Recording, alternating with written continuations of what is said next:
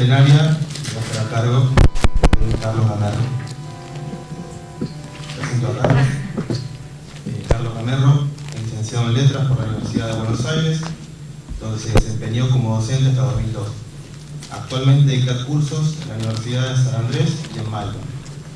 Su obra de ficción publicada incluye las novelas Las Islas, El sueño del señor juez, El secreto y las voces, La aventura de los bustos de Eva, Un yugui en las columnas del Che Guevara y los cuentos del libro de los afectos raros.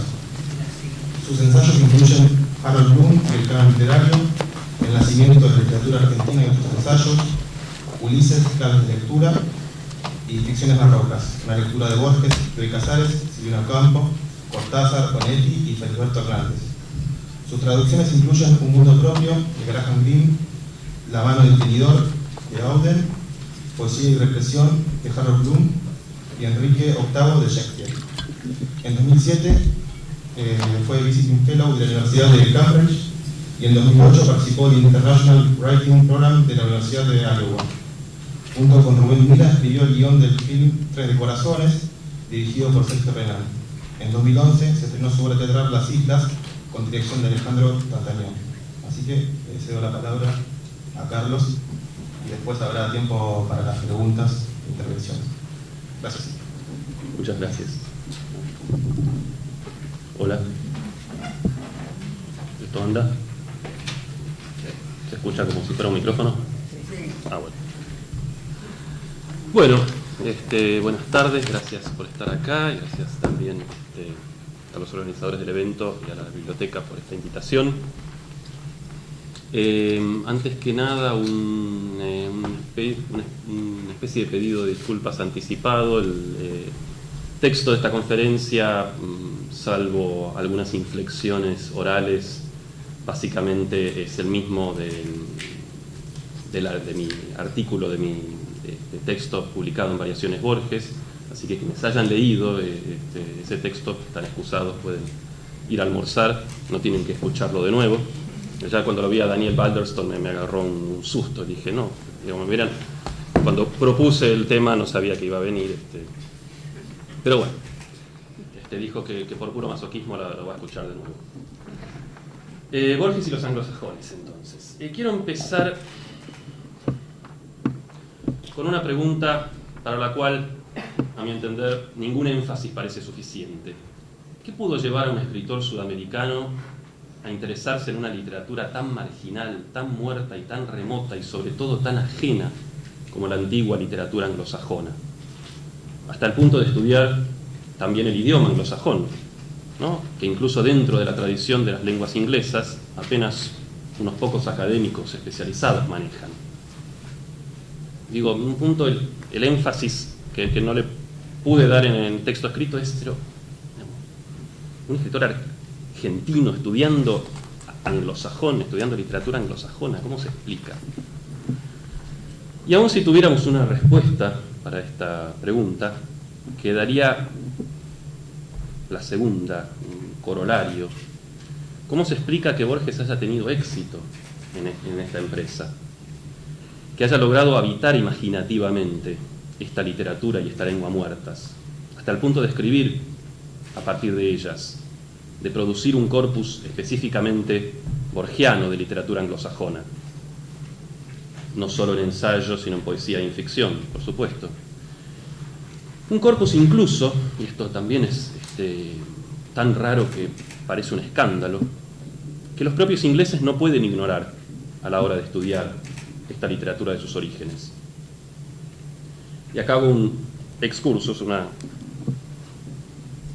a través de una anécdota, si me permiten, que es cuando yo estuve unos meses en Cambridge, me pasó que cuando yo hablaba de Borges, de literatura argentina, historia o de política argentina, todos los profesores se reunían para escucharme muy atentos. Ahora de repente se me daba por hablar de Shakespeare y a los 2 minutos estaban cada uno por su lado.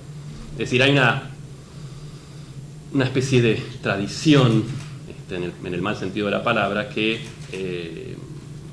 los escritores, los profesores de los países, llamémoslos centrales, cuando hablan de nosotros los escuchamos con atención, pero si nosotros hablamos de ellos, ¿no? no se da lo mismo, hay una fundamental asimetría. Y Borges rompe con esto. Borges produce un discurso sobre la literatura inglesa, alemana, francesa, española, italiana, que ni los ingleses, alemanes, franceses, italianos o españoles se pueden dar el lujo de ignorar. Esto es muy raro, casi insólito en la literatura de los latinoamericana y de los países periféricos en general.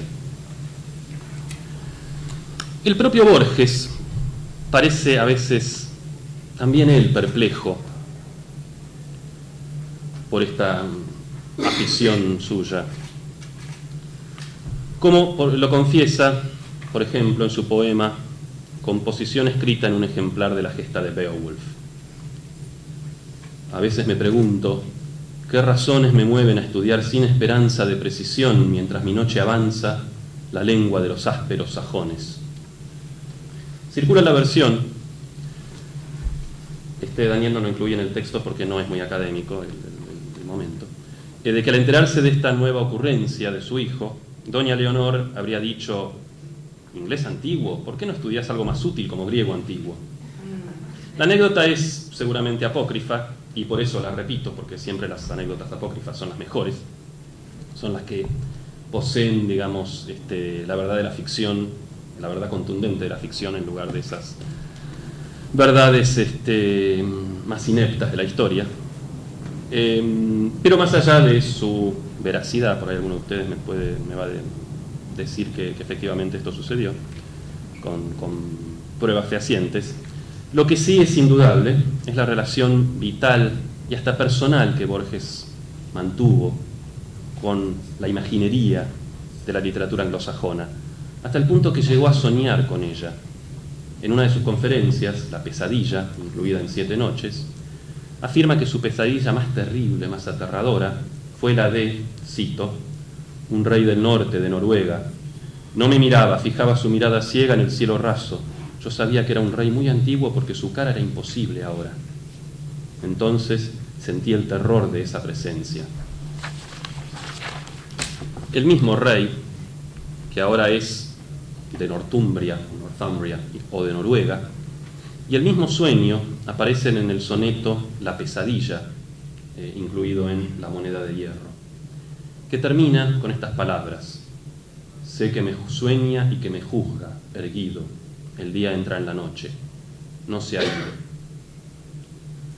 El juzga, creo yo, debe leerse en el sentido kafkiano de condena, y la pregunta ahora es, bueno, ¿por qué crimen este rey anglosajón o noruego juzga a Borges? ¿Y por qué, como nos dice el poema, pasa del sueño a la vigilia y permanece en ella, juzgándolo para siempre, como el cuervo de Poe? Para intentar ahora una primera respuesta a la pregunta inicial, si recuerdan, era ¿qué lleva a este escritor argentino a transitar una literatura tan lejana como la anglosajona? Podríamos empezar, sería casi inevitable empezar haciendo referencia al linaje anglosajón del propio Borges, a través de su abuela paterna, Fanny Haslam. Esto lo sugiere el poema de Borges al iniciar el estudio de la gramática anglosajona.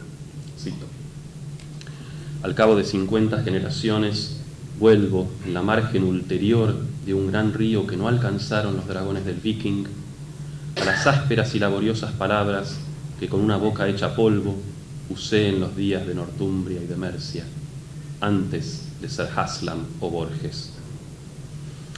La hipótesis es simpática, pero no explica por qué Borges no manifestó una devoción similar por Os por ejemplo, dado el origen lusitano de los Borges, o por el poema del Miocid, debido a los Acevedo y los Suárez.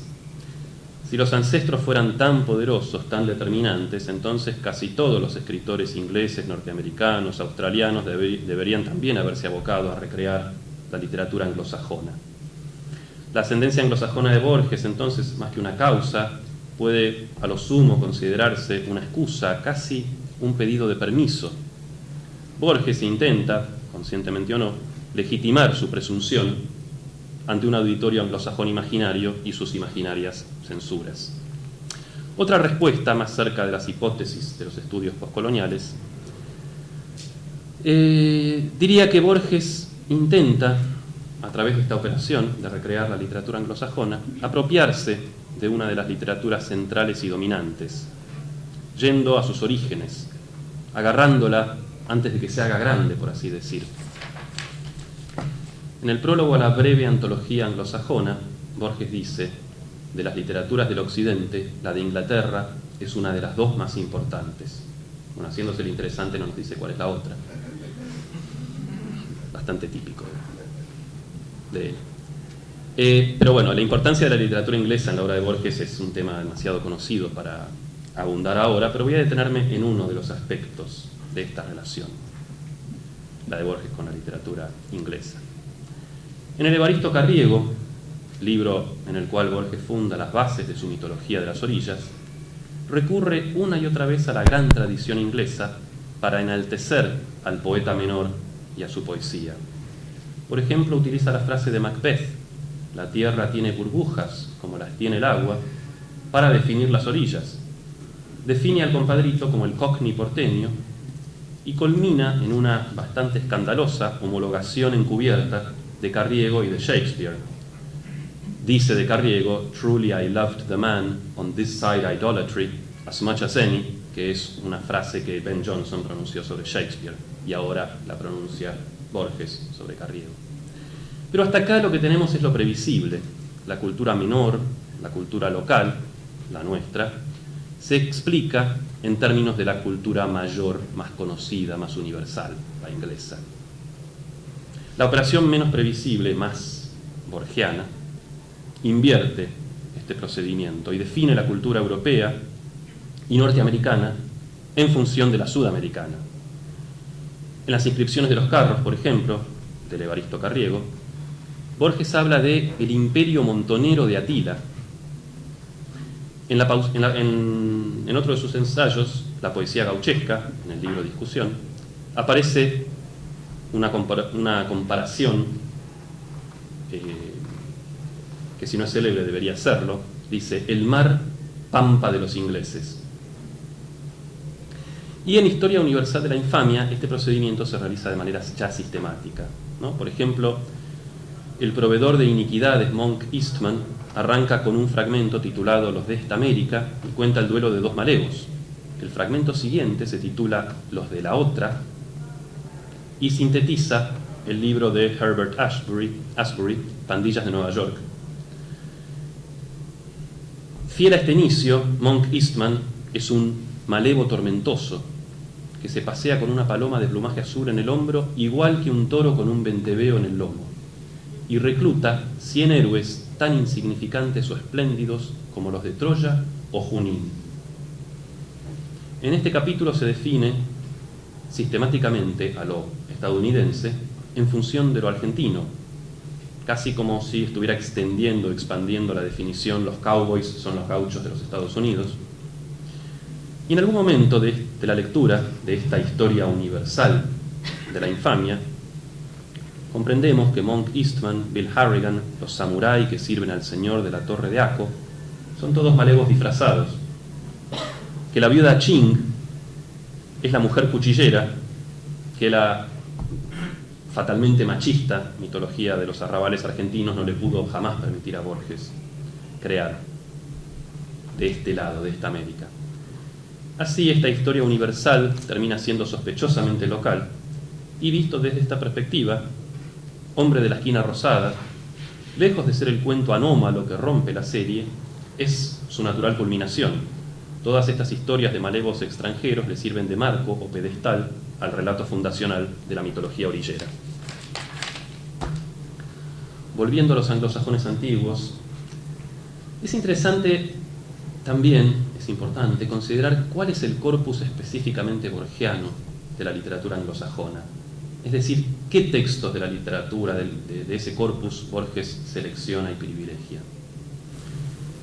En su libro Literaturas Germánicas Medievales, Borges, como corresponde al propósito de divulgación de la obra, es muy general y abarcador. Incluye, podría decirse, un poco de todo. La selección ya es más acotada en la breve antología anglosajona y en sus relatos y en su poesía es directamente personal. Y lo que se comprueba entonces, al ir de lo más general a lo más personal, es que Borges se interesa, privilegia sobre todo las composiciones realistas de las antiguas literaturas germánicas. Y prefiere, por ejemplo, y esto lo dice más de una vez, el modelo de las sagas islandesas, ¿no? Islandesas, por las dudas no se escuchó, por encima de poemas como el Beowulf o el Cantar de los Nibelungos, en los cuales la proporción de lo mágico y lo simbólico es mucho mayor. En literaturas germánicas medievales, Borges escribe: el arte medieval es espontáneamente simbólico, y agrega: conviene recordar esta circunstancia para apreciar lo excepcional y asombroso de un arte realista como el de las sagas en plena Edad Media. Y la pregunta que me surgió entonces fue, inevitablemente, ¿por qué Borges, que es el autor más importante de nuestra tradición fantástica, podríamos decir el inventor de nuestra literatura fantástica, se desinteresa de los aspectos mágicos y sobrenaturales de estas literaturas y atiende a las composiciones realistas antes que a las mitológicas?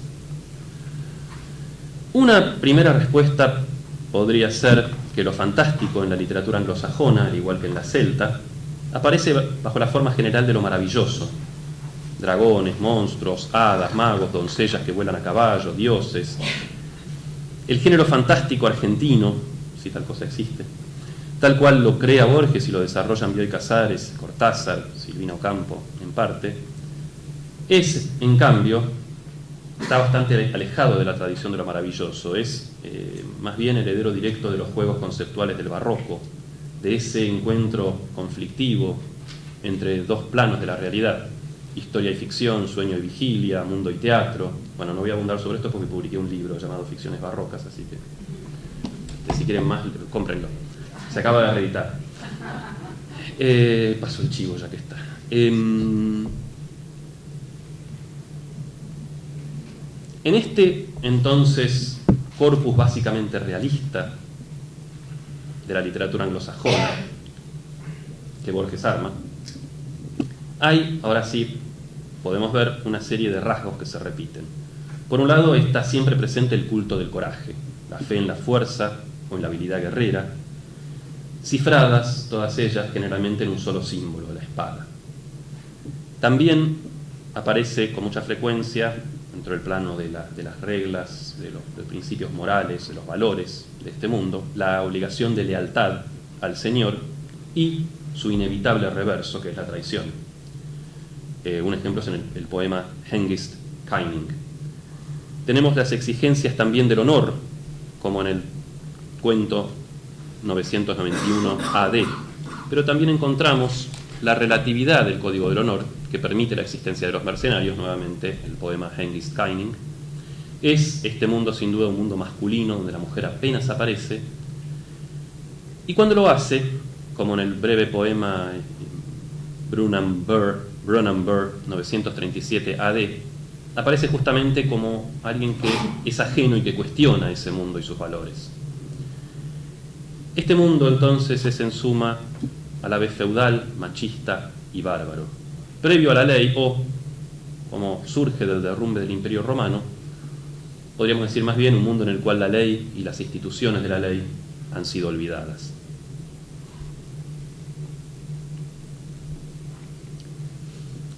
Y como saben, se ha vuelto un poco un lugar común en la crítica sobre Borges a partir de Piglia, que lo desarrolló. Se habla de una línea paterna y una línea materna en la literatura de Borges. La línea paterna sería la más cosmopolita, universalista, letrada.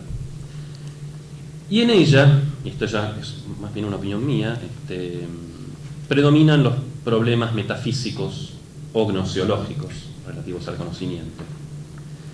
Los textos de inspiración anglosajona, por su universo de referencia y por su literatura de referencia, deberían, en principio, asociarse con esta línea cosmopolita, universal, paterna. Pero en ellos, lo fundamental es el problema ético, más que metafísico, gnoseológico. Se pregunta frecuentemente, sistemáticamente, cuál es la conducta correcta. Y a su vez, la cuestión ética, el problema ético, responde a la pregunta por la identidad. El hombre, para pedirle a Borges una frase prestada, sabe para siempre quién es cuando sabe qué hacer, cómo comportarse. Y esta ética es, por encima de la del honor, la del coraje. Porque en el mundo anglosajón que Borges recrea, la ética del coraje es absoluta. No es, por ejemplo, relativa a si se pelea o no por una buena causa. Y por esto podemos decir es bárbara. En las palabras de Hengist Keining, yo sé que a mis espaldas me tildan de traidor los britanos, pero yo he sido fiel a mi valentía. No he confiado mi destino a los otros y ningún hombre se animó a traicionarme. Dicho sea de paso, la inflexión tan argentina de se animó. Por eso apunto que la ética del coraje está por encima de la del honor. Hengist Keining traiciona a su señor y de alguna manera pierde o violenta su honor, pero es fiel a su valentía, a su propia valentía, se entiende. Y habiendo dicho todo esto, entonces la respuesta puede empezar a esbozarse. Porque esta lista de características que yo recién ofrecí de la literatura anglosajona, reescrita por Borges, podría aplicarse sin modificación alguna a sus cuentos y poemas sobre orilleros y gauchos. El uso que hace Borges de la literatura anglosajona la coloca más cerca de la línea criolla de su obra, y esta es una línea eminentemente realista y no fantástica. O, para decirlo en términos simplistas y por qué no efectistas, así como el mar es la pampa de los ingleses, los anglosajones de Borges son los gauchos y los malevos de las islas británicas. Ya en el Evaristo Carriego, escrito antes de que Borges ensayara sus ficciones sobre malevos y gauchos, estableció las bases de su mitología criolla en la epopeya tradicional. Del capítulo 11 del Evaristo Carriego proviene la idea de que las letras del tango pueden llegar a constituir nuestra épica, algo similar a lo que Lugones había hecho con el Martín Fierro. Borges refuta a Lugones, dice que el Martín Fierro es una novela, no una epopeya, pero luego aprovecha la operación de Lugones y la aplica, ¿no?, a las letras del tango. Dice Borges, es sabido que Wolf, a fines del siglo XVIII, escribió que la Ilíada, antes de ser una epopeya, fue una serie de cantos y de rapsodias. ¿Ello permite acaso la profecía de que las letras de tango formarán con el tiempo un largo poema civil, o sugerirán a algún ambicioso la escritura de ese poema? Y del mismo capítulo, en la sección El desafío, incluye una de las versiones más explícitas de esta filiación. Dice, tendríamos pues a hombres de pobrísima vida, a gauchos y orilleros de las regiones ribereñas del Plata y del Paraná, creando sin saberlo una religión, con sus mitologías y sus mártires, la dura y ciega religión del coraje, de estar listo a matar y a morir. Esa religión es vieja como el mundo, pero habría sido redescubierta y vivida en estas repúblicas por pastores, matarifes, troperos, prófugos y rufianes. Su música estaría en los estilos, en las milongas y en los primeros tangos. He escrito que es antigua esa religión. En una saga del siglo XII se lee: «Dime cuál es tu fe», dijo el conde. «Creo en mi fuerza», dijo Sigmund. Y en un poema posterior, el tango, del libro El otro el mismo, leemos una versión muy ajustada y muy sintética de esta misma idea. Una canción de gesta se ha perdido en sórdidas noticias policiales. Borges será entonces quien redima al malevo de esta existencia meramente periodística, quien reunirá esta gesta dispersa y perdida y se convertirá en el redactor de la Edda menor de nuestras letras. Y en su poema Snorri Sturluson, 1179-1241, también del otro el mismo, Borges nos enfrenta a la ironía de que el creador de la Edda menor original, y por lo tanto de estos valores guerreros, en el momento de la verdad se supo cobarde. la gloria poética no salva a Snorri Sturluson de la deshonra. Tú, que fijaste la violenta gloria de tu estirpe pirática y bravía, sentiste con asombro en una tarde de espadas que tu triste carne humana temblaba. En esa tarde sin mañana te fue dado saber que eras cobarde. El caso de Sturluson es, de alguna manera, el reverso del de Dalman en el sur, ¿no? Muchos de ustedes recordarán ese literato que es desafiado a pelear por un gaucho y empuña el puñal sin que le tiemble la mano. Eso en una de las versiones del cuento. En la otra todo se trata de un sueño, un delirio. No, más que versiones, posibles lecturas del cuento, perdón, me corrijo. Hasta ahora hablamos como si los textos de esta así llamada línea criolla, oral, materna, de Borges, fueran únicamente los relacionados con los gauchos y los orilleros. Pero esta línea criolla tiene dos vertientes fundamentales. La primera, de la que estuve hablando, la que podríamos llamar la popular literaria o aún populista, corresponde a un mundo social plebeyo, de gauchos y malevos, y se escribe sobre todo en prosa, aunque también ha dado series poéticas como Para las 6 cuerdas.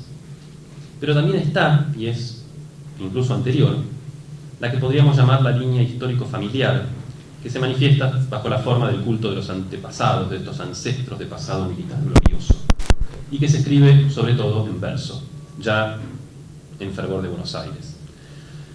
La actitud de Borges ante estos antepasados, hablo aquí de Borges en tanto yo poético, no del Borges de carne y hueso, suele ser la de una vergüenza, como la de que declara en Dulcia Linquimus Arva, donde se compara con sus ancestros de a caballo y dice: soy un pueblero y no sé de estas cosas.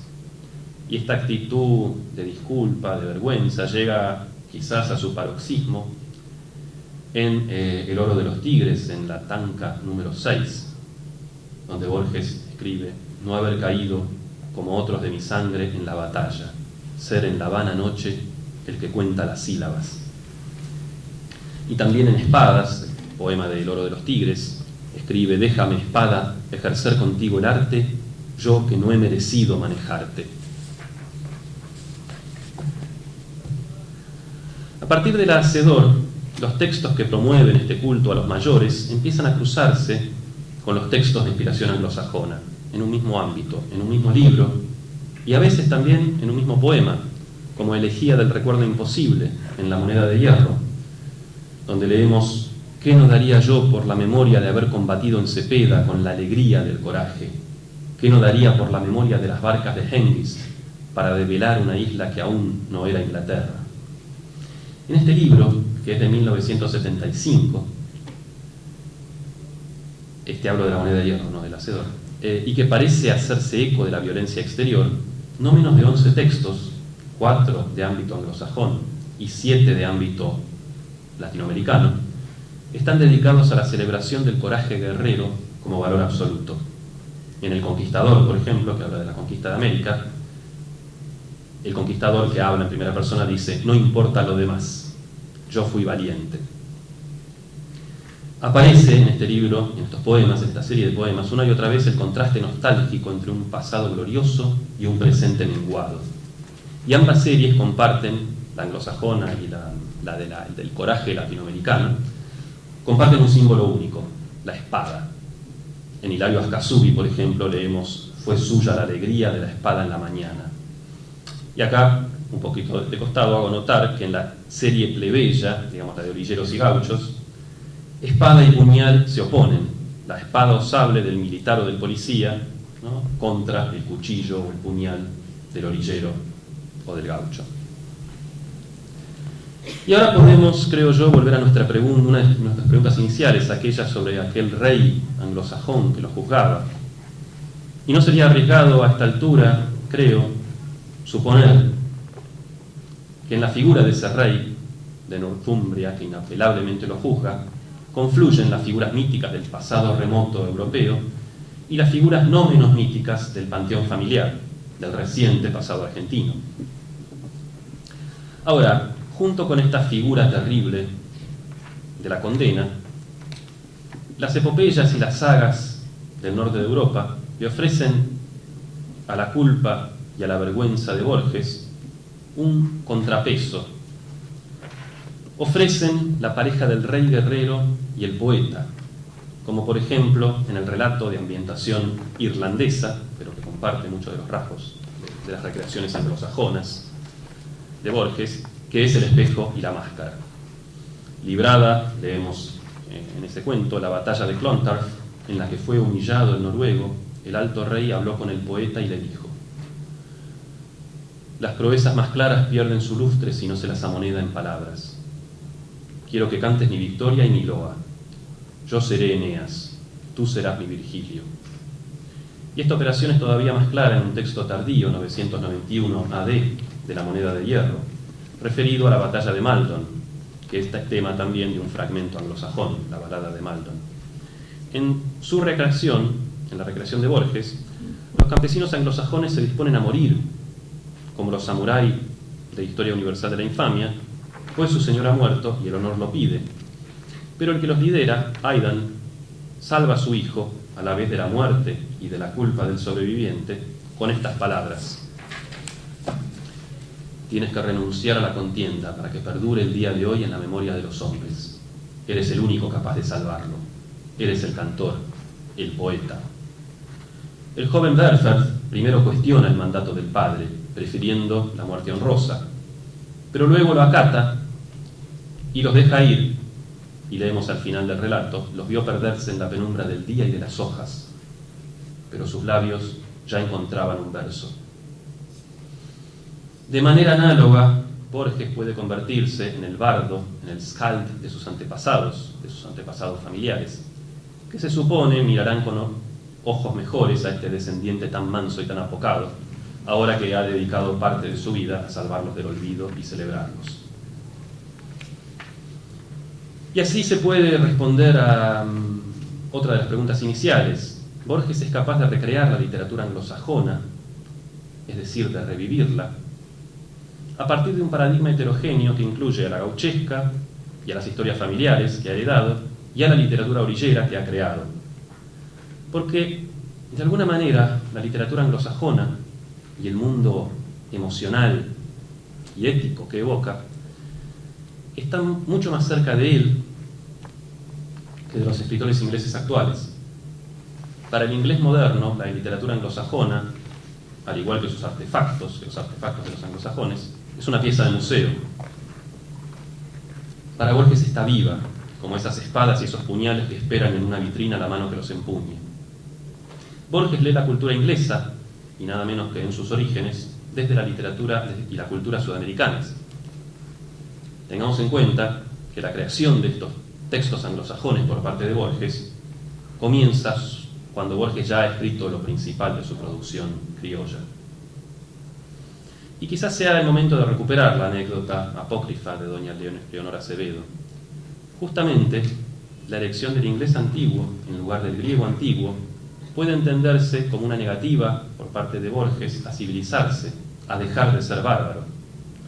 Porque bárbaro significa precisamente el que no habla griego, el que habla persa, egipcio o, eventualmente, con el correr de los siglos, anglosajón.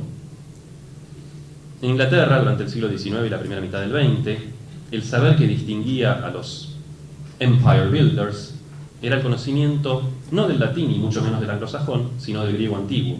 Bien lo sabía Oscar Wilde, que fue a Oxford a aprenderlo, y así ganarse el derecho a formar parte de la cultura inglesa, siendo por supuesto irlandés, y Virginia Woolf, que por ser mujer nunca tuvo derecho a aprenderlo. En sus crisis mentales, los gorriones le hablaban en griego, como burlándose. Debemos suponer que eran todos gorriones machos. Aceptada con mayor o menor convicción esta relación entre ambas series, la anglosajona y la gauchesco-orillera, falta conjeturar ahora el propósito o el sentido de esta relación. Ya han sido suficientemente destacados los procedimientos de subversión e inversión a los que Borges somete al ideologema fundante de nuestra literatura, el par, civilización-barbarie. En biografía de Tadeo Isidoro Cruz, en El Sur, en el poema conjetural y sobre todo en Historia del guerrero y de la cautiva, la superioridad y la deseabilidad del paradigma civilizado se ven relativizadas y cuestionadas. Hablando de otro autor americano que también interrogó las diferencias entre América y Europa, Henry James, Borges dice que James veía a los americanos como intelectualmente inferiores, pero éticamente superiores a los europeos. De manera análoga, los argentinos seríamos inferiores, quizás en términos de cultura y costumbres civilizadas, pero superiores en autenticidad y vitalidad. La civilización nos ofrecería una aspiración, una meta, pero es fatalmente ajena, no nos da eso fundamental, que es la identidad.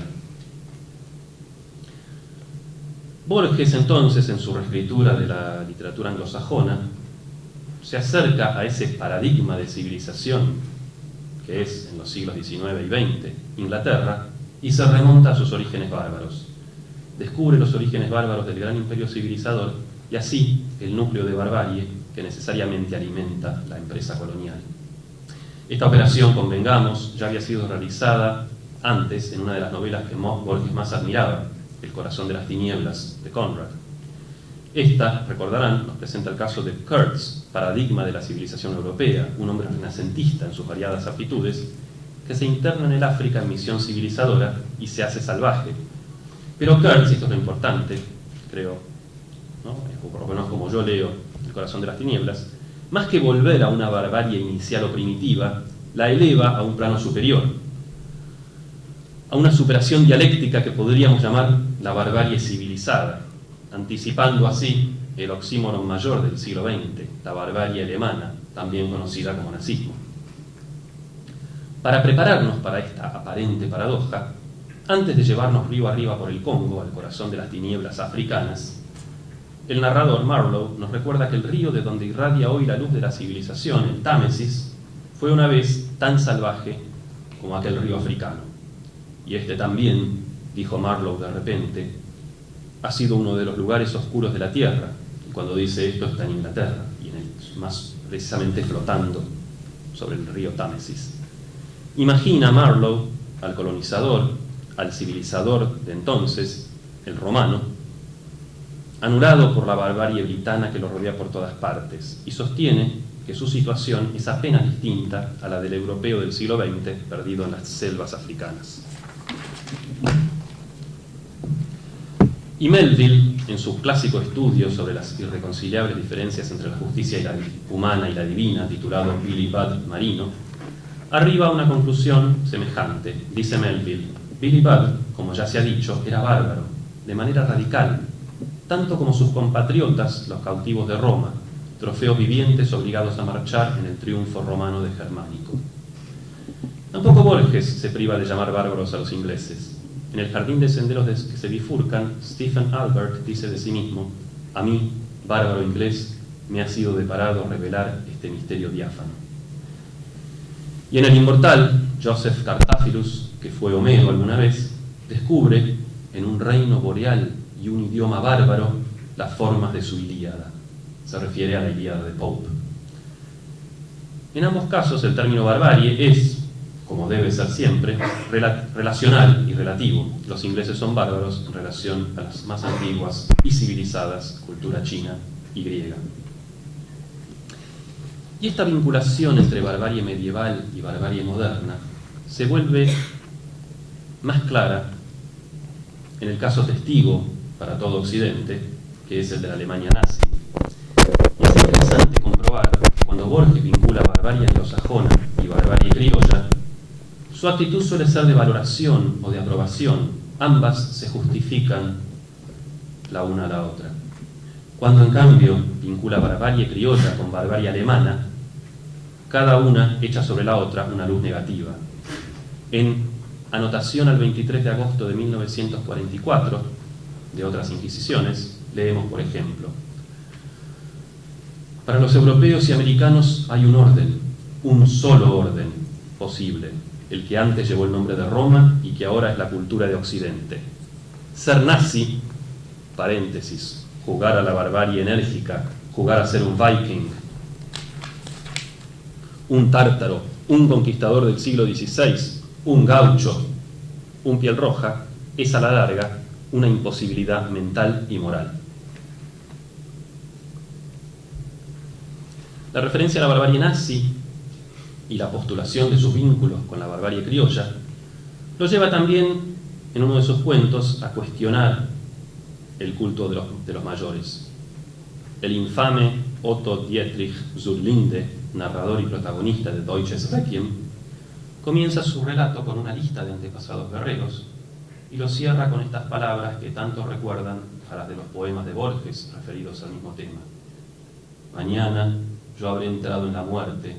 Es natural que piense en mis mayores, ya que tan cerca estoy de sus sombras, ya que de algún modo soy ellos. Pero quien dice esto, recordemos, es meramente un torturador de un campo de concentración. En un espíritu parecido, en esa especie de revisión global de su obra, que es el epílogo a sus obras completas de 1974, Borges escribe: no hay que olvidar en primer término que los años de Borges correspondieron a una declinación del país. Era de estirpe militar y sintió la nostalgia del destino épico de sus mayores. Pensaba que el valor es una de las pocas virtudes de las que son capaces los hombres, pero su culto lo llevó, como a tantos otros, a la veneración atolondrada de los hombres de Lampa. Su secreto y acaso inconsciente afán fue tramar una mitología de una Buenos Aires que jamás existió. Así, a lo largo de los años, contribuyó sin saberlo y sin sospecharlo a esa exaltación de la barbarie que culminó en el culto del gaucho, de Artigas y de Rosas. Las fechas no son inocentes. En 1974, este culto de los gauchos, de Artigas y de Rosas, es una manera elíptica de aludir al peronismo. Esta aparente abjuración de Borges, además, tiene algo de tramposo, porque en lo que dice en la cita que acabo de leer, está abjurando del culto a la barbarie plebeya o gaucha, no al culto de sus antepasados militares. El atolondramiento que él menciona lo llevó a deslizarse, en todo caso, si leemos con cuidado entre líneas, de lo que sería un culto válido, el de sus familiares militares, a uno ilegítimo, el de los gauchos y los hombres de Lampa.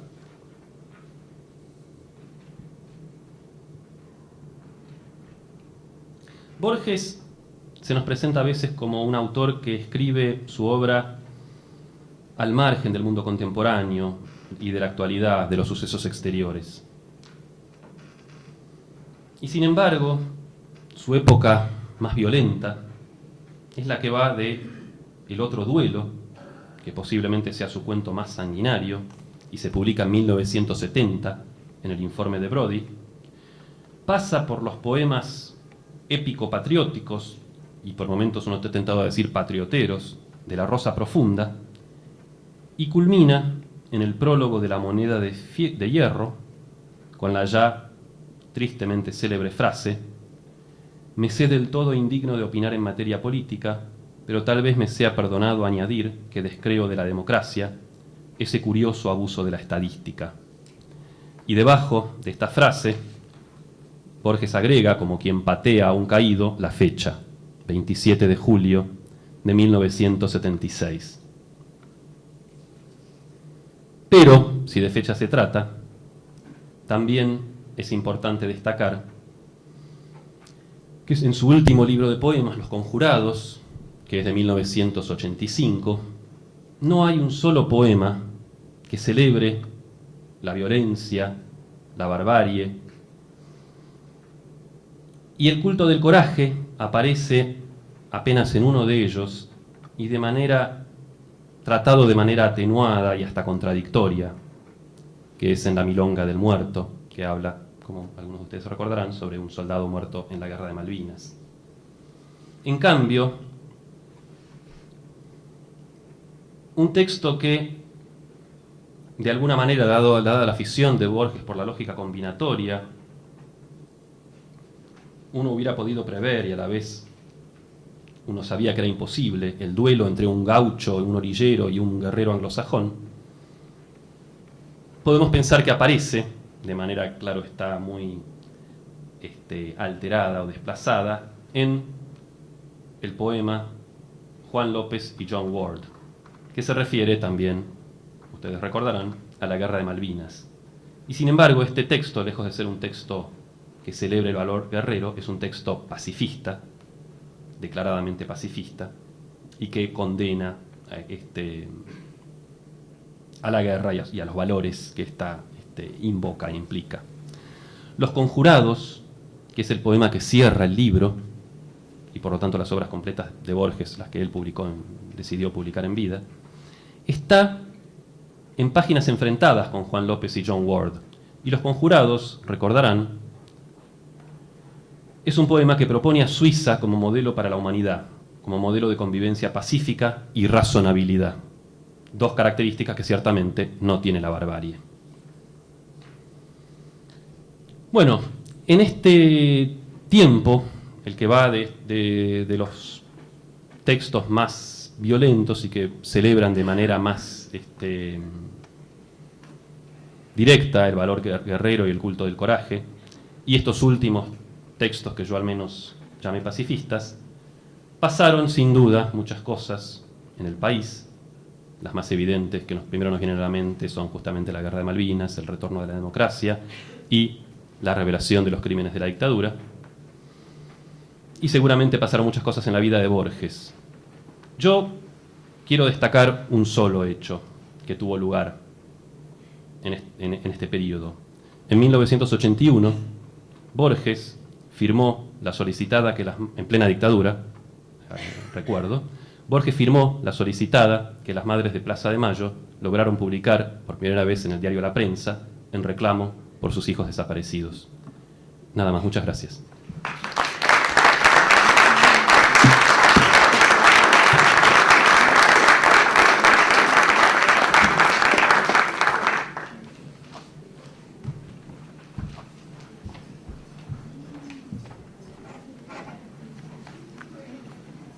Bueno, ahora tenemos un breve tiempo para intervenciones, preguntas.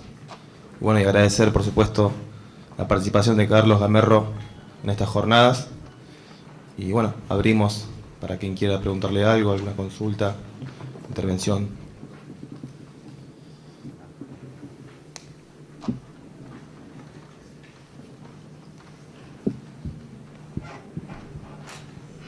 Sí. Profesor, disculpe que no me recuerdo bien, cuando usted hablaba, si me puede explicar por qué él prefería la barbarie inglesa antes que la barbarie nazi, cuando le explicó en el Lois Requiem. Perdón, me explicó una Sí. referencia en ese cuento. ¿Cuáles eran las diferencias que él consideraba a favor de la barbarie inglesa como preferible? Claro. Sí, yo no me explayé sobre el tema porque, digamos, en principio me parece que, digamos, explicar por qué Borges no concordaba o acordaba con la barbarie nazi sería ocioso, digamos. Incluso, digamos, es sabido cómo Borges desde un inicio tomó una postura clara en contra del avance del nacionalsocialismo, de sus políticas, digamos, de antisemitismo. Incluso también entró siempre en polémica con los nacionalistas con Z locales. En cuanto a la barbarie inglesa, Borges claramente, si la aprueba, está dentro de este terreno histórico mítico y literario de la literatura anglosajona, que, bueno, un poco una de las ideas que desarrollo es que entiendo que de alguna manera la recrea y la celebra por los puntos de contacto que tiene con su propia recreación del mundo de los gauchos y su, más que recreación, creación del universo de los orilleros y los guapos.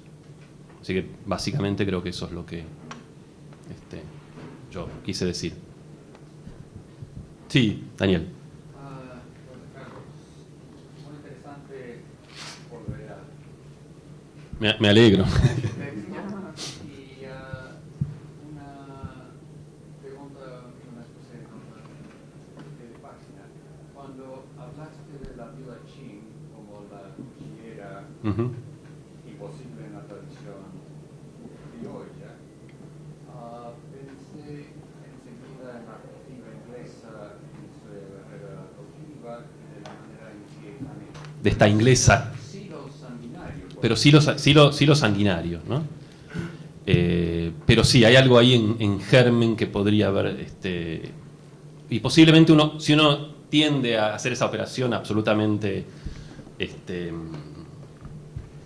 inválida de suponer que los personajes literarios son algo más que ristras de palabras, diría, bueno, seguramente esta era una mujer cuchillera, una mujer valiente, pero lo que Fanny Haslam, digamos, declara más bien es su estupefacción primero a esta barbarie se había rebajado una inglesa, y luego su identidad sorpresiva, que creo sí funciona como, en ese sentido, digamos, te agradezco el comentario, como un posible signo de esta también afinidad que Borges siente y él mismo construye entre la barbarie antigua, barbarie inglesa, y la barbarie criolla. Por otra parte, esto no lo digo fuera de programa porque también es una apreciación personal, no me atrevería a hablar de ella desde un saber más académico, pero siempre me pareció interesante que, igual insisto, esto es una opinión puramente personal, que los ingleses son un pueblo que nunca se civilizaron del todo. Digamos, sigue siendo un pueblo guerrero, les encanta ir a la guerra, les encanta pelear y, como dijo un amigo mío alemán, pero que vivió toda su vida en Inglaterra, y lo hacen muy bien, siempre ganan.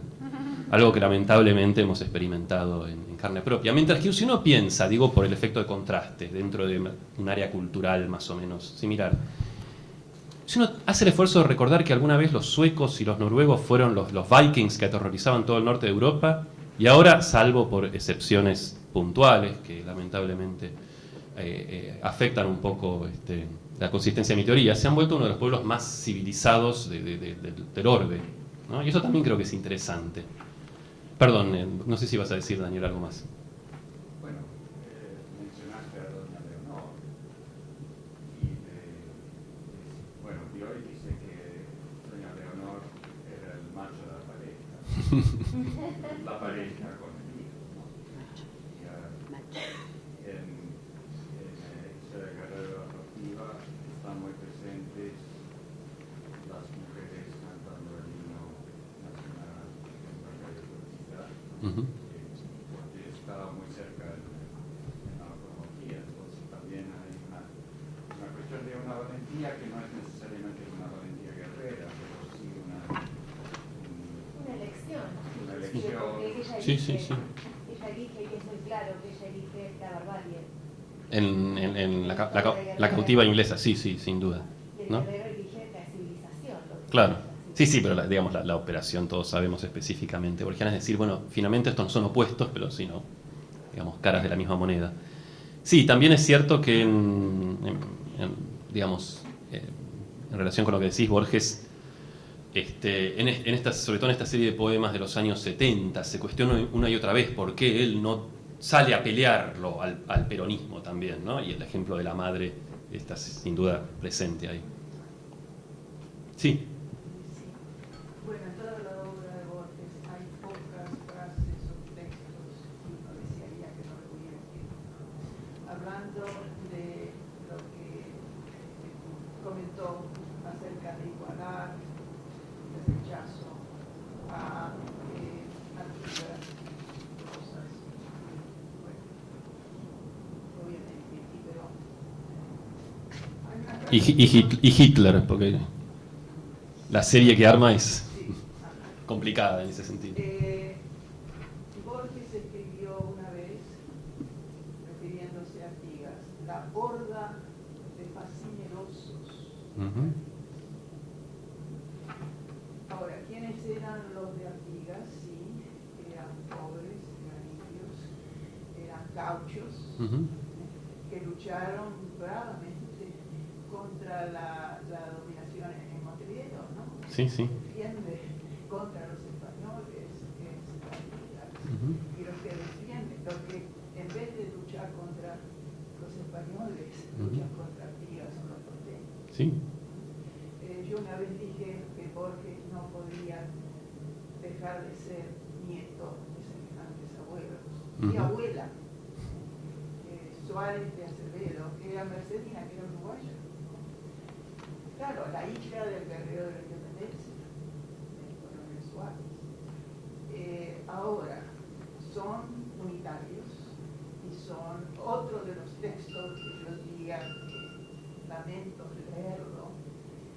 Borges en 1936, para celebrar los 400 años de la fundación de la Ciudad de Buenos Aires, la primera fundación, claro. escribe, pronuncia por la radio, dice en texto recordado, la radio del Teatro Colón. Era, yo me acuerdo, no porque estuviera en ese momento, pero se llamaba Radio Municipal, era la radio municipal, por supuesto, el Teatro Colón pertenecía a la municipalidad. Escribe, por otra parte, y de nuevo, no quiero criticar a Borges, simplemente lo quiero ubicar como este niño que vive en una casa donde hay libros y lecturas, el texto de Laura y de Germán. Ahí se ve a Doña Leonor y a Borges y el retrato de Coronel Suárez.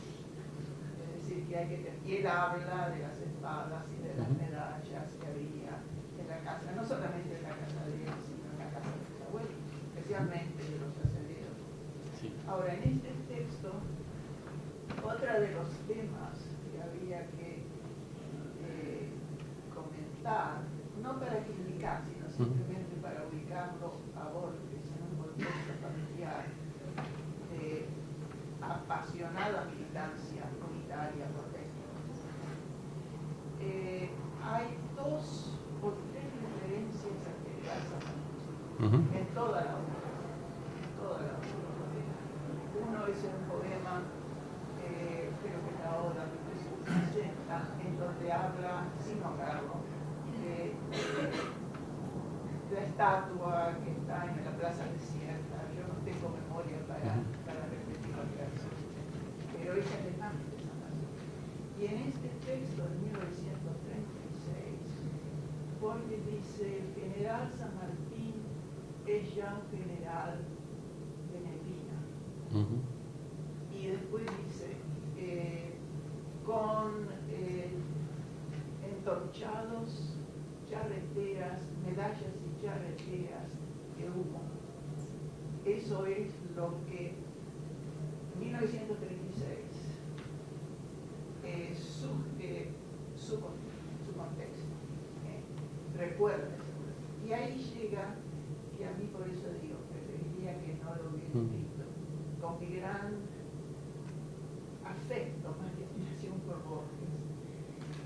Dice que, volviendo al ataque contra Rosas, y entonces comenta lo que la entrega del sable de San Martín por testamento, le deja el sable de sus campañas libertadoras a Rosas. Y Borges anota lo que dijo Paul Broussard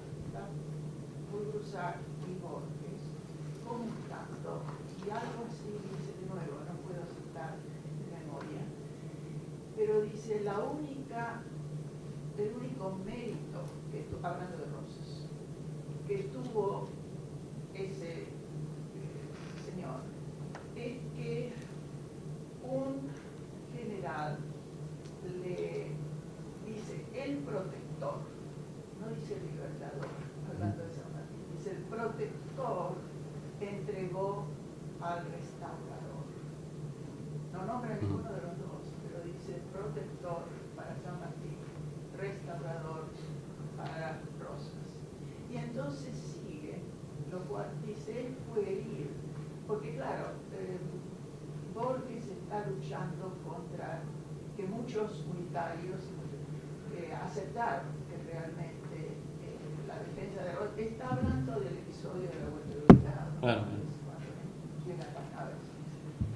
Y dice que San Martín no era capaz, no entendía quién era Rosas. En cambio, dice, es pueril suponer que San Martín entendiera lo que San Martín es este general desdibujado en medio del humo y de la niebla, que está en Europa y que no sabe nada de lo que es Rosas, mientras que nosotros, Lusac y él, somos los que sabemos qué es Rosas, nosotros que lo estudiamos, mientras que, es decir, como digo, es una página que uno preferiría. Sí, yo incluso, digamos, por una cuestión de ya de no complicar una conferencia que tenía varios hilos, dejé, no aclaré, algo que me viene bien su comentario para hacer, que incluso dentro de esta celebración del panteón familiar y de los antepasados guerreros, la figura hay también cierta relatividad o digamos, cierta fricción con justamente la figura de Rosas. Digamos, por esta cuestión de que las familias patricias argentinas finalmente estaban todas emparentadas entre sí. Pero bueno, sí, eso ameritaría un desarrollo aparte, ¿no? El lugar de Rosas dentro justamente, digamos, de este panteón familiar celebrado de manera generalmente unívoca. En el poema Rosas, dice, tal vez Rosas no era como los abuelos, nos quitaban las manos ensangrentadas, pero termina, sigo siendo un salvaje.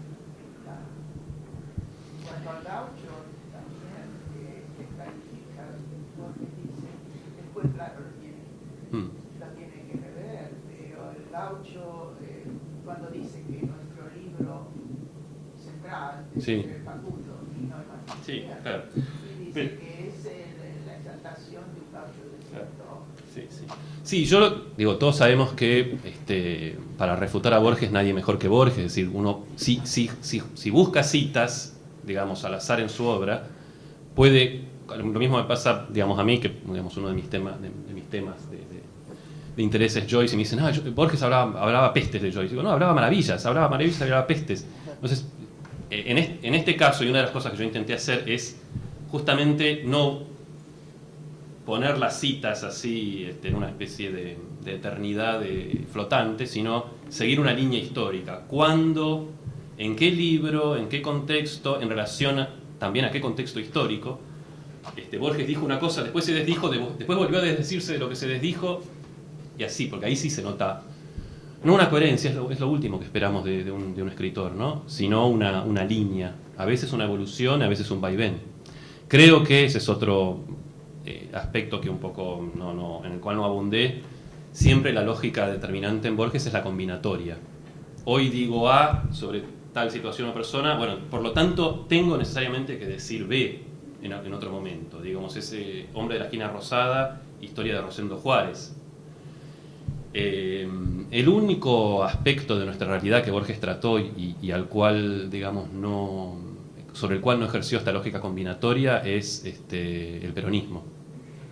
Digamos, sobre el peronismo siempre dijo lo mismo y siempre fue negativo. Digamos, yo no he encontrado y no creo encontrar ningún cuento de Borges que termine diciendo, bueno, para Dios el peronista y el gorila son iguales. No, para Dios el peronista va al infierno y el gorila se salva. Ahí es donde la lógica combinatoria no se aplica. Pero bueno, todos necesitamos un punto fijo para mover el universo, el mundo. De eso se trata un poco la literatura. Así que Borges ahí se plantaba y no buscaba las alternativas. Si bien también me parece importante decir que si su inicial aprobación hacia la última dictadura militar era casi deducible de sus posturas políticas y de estos textos que venía escribiendo, es decir, cualquier entidad o fuerza que desbarrancara o echara al peronismo tenía que ser buena, es notable que, aún partiendo de esas premisas tan rígidas, Borges supiera escuchar, supiera darse cuenta y supiera, digamos, desdecirse, hacer su autocrítica y admitir que había estado equivocado. Porque a veces, esto es una opinión mía, se tiende a querer disculparlo, digamos, no, yo creo que es un error, digamos, hay que criticarlo como él mismo se criticó y luego decir, bueno, tuvo el coraje de decir, me equivoqué, y de hacer algo al respecto, firmar la solicitud de las madres en plena dictadura y hacer acto de presencia, pensemos la importancia simbólica que tiene la presencia de Borges en el inicio de la democrática, en el juicio de las juntas. ¿No? Sí. No, en el sentido de lo que decías, yo imagino un lector dogmático, en sentido técnico, como opuesto a escéptico, ¿no? Que abordara cualquier obra de novelista, de poeta, de pensador, como es el caso de Borges, que uno podría decir, ¿no? ¿Cuáles serían sus expectativas que lo hacen un lector dogmático? Su pregunta sería, ¿dónde está parado? ¿Cuál es la posición que ocupa? A ese lector se le podría escapar alguien, un pensador, que no llegara a conclusiones, que estuviese más interesado en la búsqueda que en los resultados. Lo Sin que duda. técnicamente es un pensador escéptico. Borges se ha dicho a sí mismo escéptico. Creo que habría que preguntarse si conocía las hipotiposis del sexo empírico, en que el escepticismo se define, su diferencia con el dogmatismo no está en sostener tesis opuestas a las dogmáticas, sino que su peculiaridad es no sostener tesis alguna, estar en búsqueda. Entonces, la pregunta, ¿dónde está parado Borges? Yo acuerdo con lo que decís, que hay que responderla en qué momento, respecto de qué, con qué propósitos pronunció lo que pronunció. Claro. Pero Sí, lo sí. más sincero de él es que en primer término aparece la tensión. Lo que decías de lógica combinatoria, a esto iba, yo diría que es más bien, sin negarlo, pero lo veo muy afín a la práctica discursiva del escéptico, que puede afirmar en contra de A, no necesariamente porque lo crea, sino porque quiere ver aquello a lo que sí adheriría, que es la imposibilidad de adherir a una tesis en particular. Sí. Y con estos pensadores escépticos, efectivamente, de acuerdo con lo que decís, uno debe ser crítico en el mejor y sano sentido, de donde no se acuerda, y donde se acuerda, pero tomarlo entero, creo que es un modo de honrarlo, Sí. ¿no? Sí, sin duda, y a mí cuando alguno de mis alumnos me pregunta, y hay un caso paralelo, digamos, que me pasa, ya sea de Borges o de Shakespeare. Bueno, ¿qué pensaba Borges o qué pensaba Shakespeare de tal o tal cosa? Yo siempre digo, depende del texto. ¿No? Depende del cuento, depende del ensayo, depende del poema. Digamos, pensaba cosas distintas, a veces, bueno, en el caso de Shakespeare más claro, depende del género teatral que esté manejando. Que había complejidad, ¿Cómo? no relatividad, que había complejidad, es lo que él está diciendo. Claro, tensión. Por eso es la tensión. Está Genera pensando por la siempre. complejidad del pensamiento. Sí, que sí, puede sí. estar al lado de Parménides o de Heráclito de acuerdo al texto. Está Sí, lo que hay, pensando. de todos modos, perdón, lo que hay específicamente en Borges, yo insisto con el tema de la combinatoria, es que es su exhaustividad. Hay una, no quiero ponerme psicoanalítico porque no es mi escuela, pero casi una pulsión a si en algún texto sostengo tal postura o veo las cosas de tal óptica, en otro necesariamente debo aplicar otra, ¿no? Y ahí justamente no se trata de relativismo, sino de ejercer, digamos, las posibilidades combinatorias de la realidad del pensamiento. Y evidentemente, digo, no debería explicitarlo por obvio, pero la Biblioteca de Babel es el monumento a esta actitud, a esta práctica. Es decir, ahí están justamente todas las combinaciones posibles. Creo que únicamente falta la razón de mi vida en la Biblioteca de Babel, pero después de ese están todos los textos. Perdón, Carlos. Perdón. En cuestión en este año, ¿no? Todas ¿Cómo? las democracias han entrado en cuestionamiento. No es que, digo, por lo que recibió en el texto Sí. justo cuando él cuestionó Sí. la democracia, o que insólito en el 2011 todos los países árabes y Europa estén cuestionando la forma de la democracia. Perdón. No, sí, una cosa muy breve, que me avisan de la organización de las jornadas, que por cuestiones de tiempo tenemos que ir cerrando. No sé si queda alguna intervención más. Si no, los invitamos, le agradecemos por haber venido. Otra vez agradecerle a Carlos. Y bueno, las jornadas siguen hoy y mañana, así que si hay alguna intervención más, hay tiempo, y si no, vamos cerrando. Gracias.